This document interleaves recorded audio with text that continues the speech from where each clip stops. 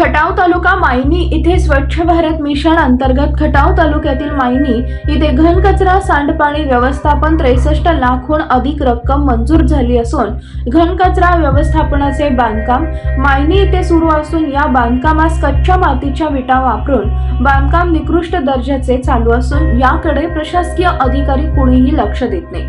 हे काम करत असताना जमिनीमध्ये पाया न खोदता भिंती बांधण्यात आल्या। या भिंतीच्या आत पीसीसी कॉन्क्रीट केलं नाही। या भिंतींना कच्च्या मातीच्या विटा वापरण्यात आल्या।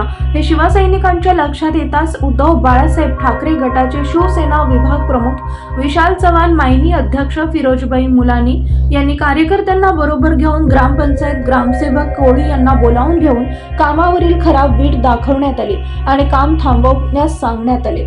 या कॉन्ट्रॅक्टदारांना अभय कोणाचे 63 लाख रुपये निधी मातीत जाणार का?